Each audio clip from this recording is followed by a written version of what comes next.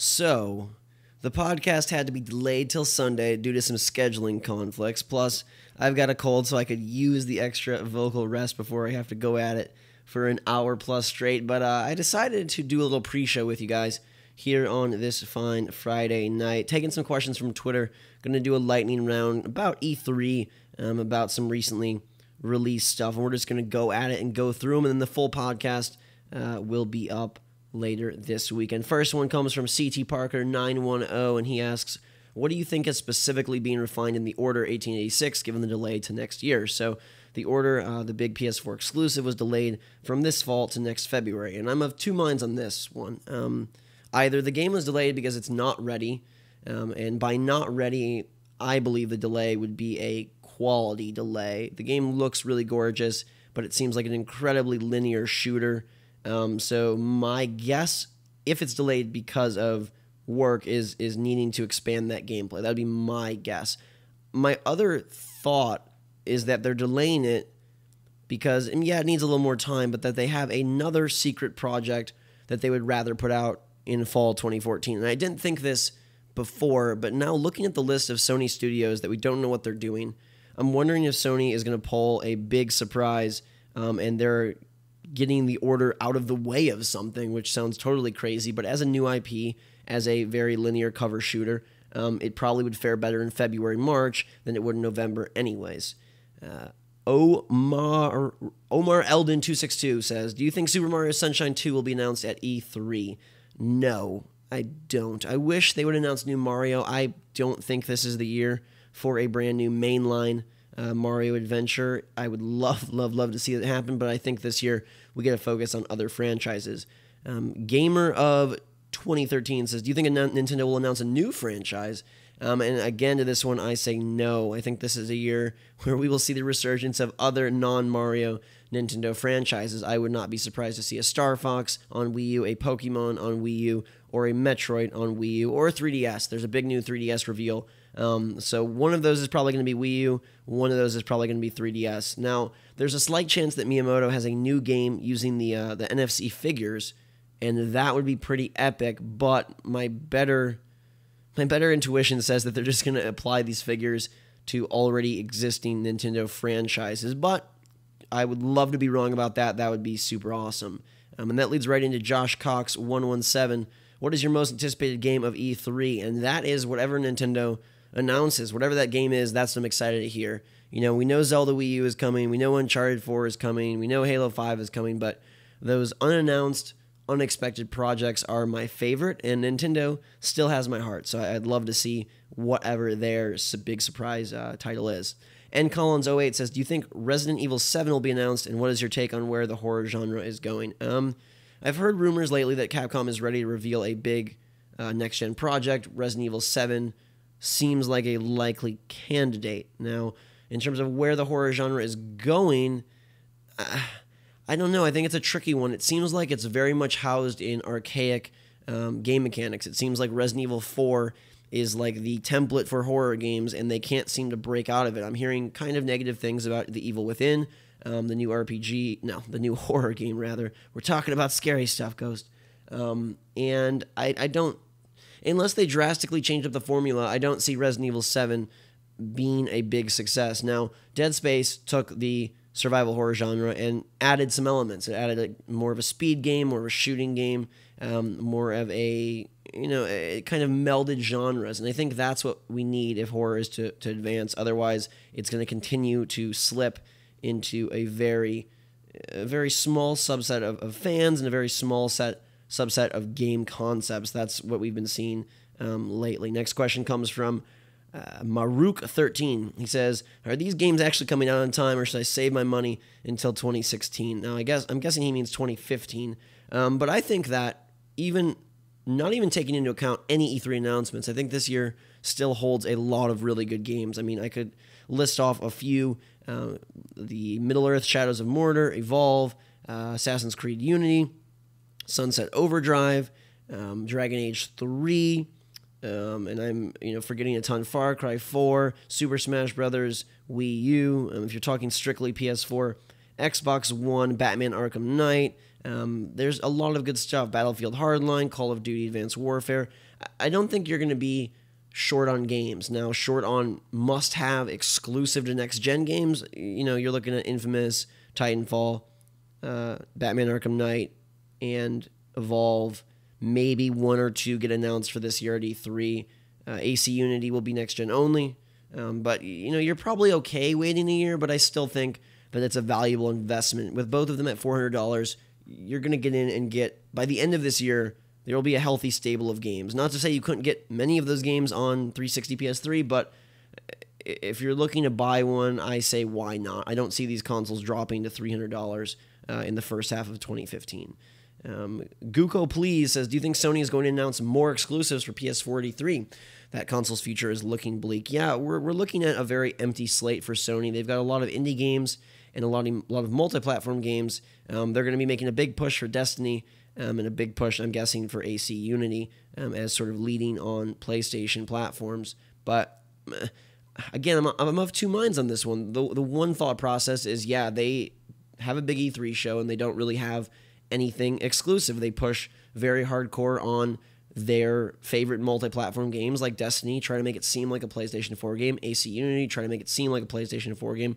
Who knows? Maybe they show a little gameplay clip of Grand Theft Auto 5 HD version, and they run their conference that way, being the premier console to play games, whether they're exclusive or not. Or the other thought process is, yeah, they have some secret exclusives, and the order is getting out of the way of that. I mean, this really could go both ways, and I would not be surprised, because they could delay The Last of Us PS4 into fall and have that be a big fall release, or they could reveal that, hey, Last of Us PS4 is out now, right at E3, or something like that, or next week. They could announce a brand, a new reveal of a game that's coming out this fall, or they could just say, we have exclusive DLC for Far Cry 4 and AC Unity. So I'm totally 50-50 on that. Although more than before, I'm leaning more towards them having some exclusives.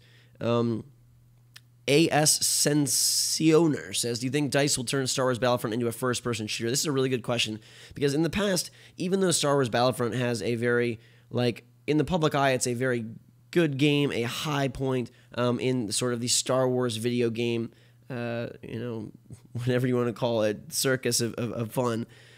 The fact of the matter is that Star Wars Battlefront was never a very serious game, nor was it a very, to me, mechanically, excellent game. So with DICE, do they turn it into something more along the lines of Call of Duty and Battlefield? Do they make it a more serious shooter? Do they keep it third person and it's just more of a play toy for Star Wars fans? I would lean towards what you're thinking, first person shooter. If they're going to invest a lot of money in this, which it sounds like they are, they need to make it a mass market appeal title. And having a Star Wars Battlefront game that's just pew-pew, goofy third-person, fly around in a few TIE fighters and maybe wield a lightsaber, I'm not sure that's going to garner as much attention as if they say, this is a legit shooter and you're going to be playing multiplayer for hours. So I would like them to turn it a little bit more hardcore. Roxy Gamer says, what's your number one must-have game for this summer? I think Sunset Overdrive, if you consider August/very early September, is probably my most excited game for this summer. But in terms of must-haves, I think Mario Kart 8 is probably your best bet for a game that will last you forever, and definitely through the summer. It's just a blast with friends. The online is silky smooth. If you don't have a Wii U, it's probably a reason to get one, especially with Smash Brothers coming out at the end of the year. And they have a good slew of games. You can find 10 to 15 really good games on Wii U already, and they're not going to kill off that system this year or next year. I don't see that happening at all. So Mario Kart 8 is definitely a must-have. I think Plants vs. Zombies Garden Warfare is a must-have on Xbox One. It's coming out on PC in June, and then for PS4, just announced in August. That's definitely a must-have as well. MacTX says, what criteria will you be using to measure the success or failure of the big three, Nintendo, Microsoft, Sony at E3? This is a really good question, and it's something that I have to think about extensively before I give my, quote review or my grades. And I think, to me, I'm going to go a lot on substance. So I try to look beyond the veil, per se, of, we have this flashy trailer 2016. We have this flashy trailer, no date. We have a slew of indie games that might also release on Steam. you can do a lot of things at E3 to whiz-bang wow people. Remember, Microsoft teased a Black Tusk new IP secret project that got canned and turned into Gears of War 4. So if it's all that kind of stuff, like hype wagon, whiz-bang moments, that's gonna score low for me. Also, I am concerned about exclusives. I think that's an important part of a console. Both these boxes are $400. Both these boxes output pretty darn good graphics. Both these boxes have great controllers, and both these boxes are beginning to offer similar online experiences. So, yeah, give or take a few pixel lines, give or take a little bit of speed here or there, give or take a few exclusives that are already out. What differentiates an Xbox One for PlayStation 4, besides the fact that maybe your friends have one or the other? What sets them apart from each other?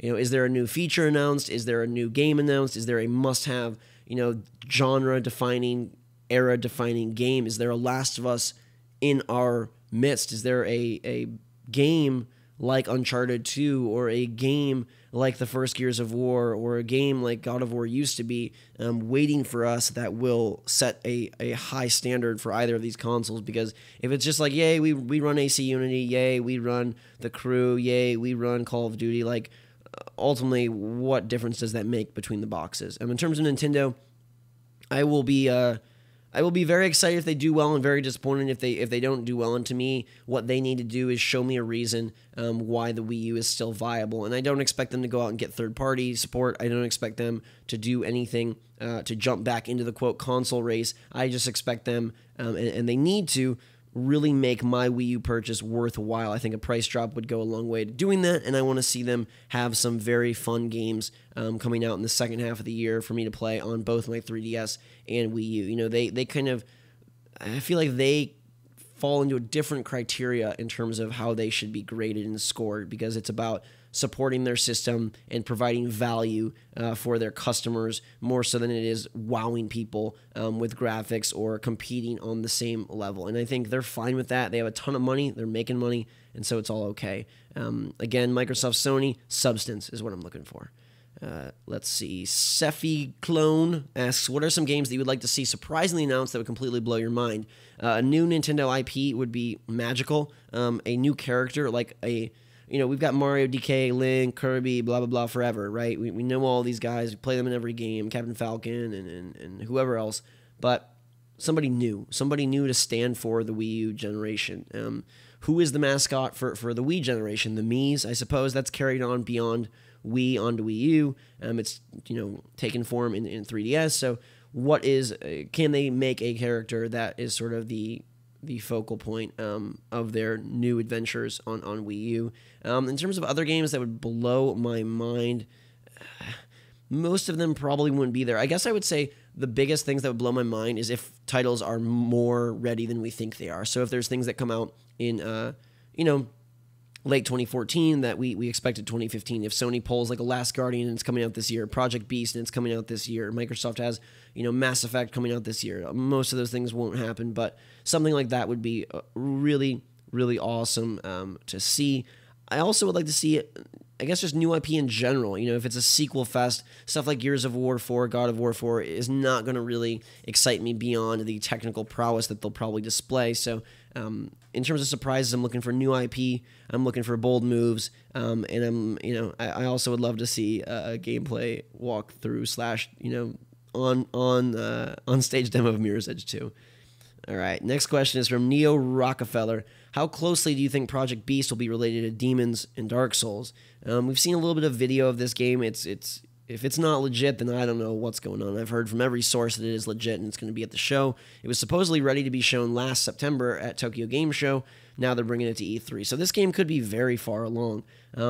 Being a exclusive to Sony platforms, or just PS4, I guess, I expect it to have some differences. I expect them to do some things to make this game, again, sort of like I mentioned at the top of the video, to make it more mainstream, to find ways to have this appeal to a mass market while still staying true to the Souls franchise. So I don't think they deviate too far. I think they walk that line carefully, but I hope that they bring in some new mechanics, some new stuff. If it's just Dark Souls and prettier graphics, I'm actually going to be disappointed. I mean, I'll play it and I'll love it, but it's going to be, to me, a letdown, because they have a new system this team is their supposedly their A team, not their B team, which made Dark Souls 2, which I thought was a great game. So I'm expecting a real sort of rejuvenation of the franchise. Not to say Dark Souls 2 is bad, because it wasn't at all, but playing 3 games, they're quite similar. People will argue, I get it, but I think it's time they brought some new mechanics onto the table. So does it look like, sound like, feel like Dark Souls, Demon Souls? Absolutely. Hopefully beneath that veneer, we'll see a little bit of ingenuity and uniqueness. Storm X Assassin, my bad. How will the drawback of Halo 5 affect sales for Xbox One? So Halo 5 is actually 2015. Now, on one hand, you could say this is a real big blow because Halo is the biggest thing that Microsoft can throw at people to get them to buy the console, but there's 2 things to this. One, if you are a diehard Halo fan, you probably already got an Xbox One. Now, if you're a diehard Halo fan that doesn't need a next-gen console until Halo comes out, okay, maybe we lose your sale. But Microsoft is surely putting out a Halo product this year, whether it's the rumored Master Chief Collection of Halos 1, 2, 3, and 4, or just a Halo 2 anniversary. They will have Halo on the shelves, and many people will eat that up. These games seemingly attract attention whenever they're released. People love them. The first Halo, second Halo, third Halo, those games are getting pretty old. So a nice, full HD, 60 frames per second type retread would not appeal to me, but it probably will appeal to a lot of people. Two-Face2112 says, what does Arkham Knight need to do to avoid being just another Batman installment? What can they change or fix?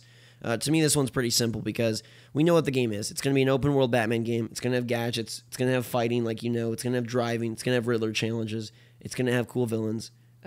What they need to do is they need to make the side stuff relevant, and I think they need to improve their mission design a little bit. Because what are the Batman missions right now? Walk in a building, go to room 1, fight guards. Go to room 2, grapple. Go to room 3, fight guards. Go to room 4, grapple. Go to room 5, crawl through a vent. Go to room 6, fight a boss. And that that formula is just kind of boring. You play it 4 times and you're kind of like, okay, I've had enough of this.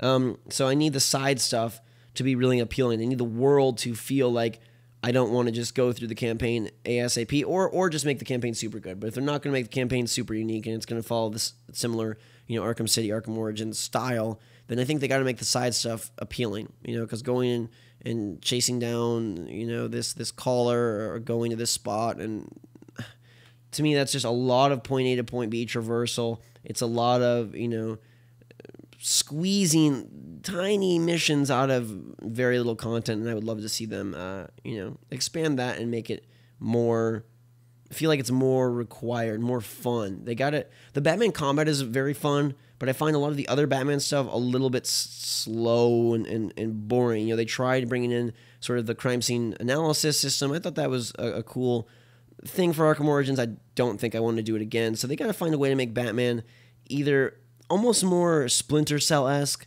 more sneaky. I'd like more stealth stuff, more hidden takedowns and stuff like that. Not just crawling in first person through vents, though. Like more environmental manipulation. I don't know. I really would like to see them take a lot of steps forward. I'm just not holding my breath. I still think it's going to be a great game, but I'm not holding my breath for a bunch of change. Hooper Nate asks the final question of the day, which is, what is the best thing Nintendo could do to improve their image to hardcore gamers? And the sad truth is I don't think they can do anything. I think they've busted it this generation, and I think they need to just sort of, like I said, please their fan base, please their customers, and try again next time. But perhaps Nintendo's goal is not to appeal to the hardcore gamer. Perhaps they say that, to hit the bullet points and fulfill marketing desires, but perhaps their goal is to make a system with really fun and really great games. And despite the lack of third-party support, despite the horrible sales numbers, despite many, many things, that system does fulfill that objective. It has a lot of fun games and a lot of really good gameplay. I think Nintendo is possibly the best in the industry at moment-to-moment mechanics and nailing it. Mario Kart 8 never feels off. You control that game and it's perfect. Mario 3D World never feels off, feels perfect. I'm sure Zelda Wii U will be another game that is really great, just like Zelda: A Link Between Worlds for 3DS was such a success for them last year. So can they appeal to the hardcore? Probably not. I don't see them going the route of bringing in a bunch of mature titles or, reining in more third-party support. So I say they, key into their hardcore and they'll be okay. I don't know that they necessarily are at a point where they can win back the hardcore this generation. But I think with a price drop and some really fun games, they could become mainstream relevant again. And I would hope the hardcore would tune in, even though it doesn't have guns, even though it doesn't have blood, even though it doesn't have that big M rating. Super Smash Bros., Wii U, whatever else they put out this year, Mario Kart 8, they're fantastic games, a lot of fun with friends, which is a big thing that Nintendo typically lacks, multiplayer, but these games are great multiplayer, and if Mario Kart 8 is any indication, the online for Smash Bros. Should be fantastic, so that's a great game to enjoy with your friends, whether they're local or far away. Now that's going to wrap it up. That's 15 questions as a little bit of a pre-show for this week's podcast. I hope you guys enjoyed the video. Thanks to all the people who submitted questions on Twitter. I'll ask for this from time to time, so if you want to follow me over there, it's just twitter.com/GhostRobo. You guys have a great night and a great weekend. Until next time, everybody, thanks so much for watching. Drink some hot chocolate. We will see you all later.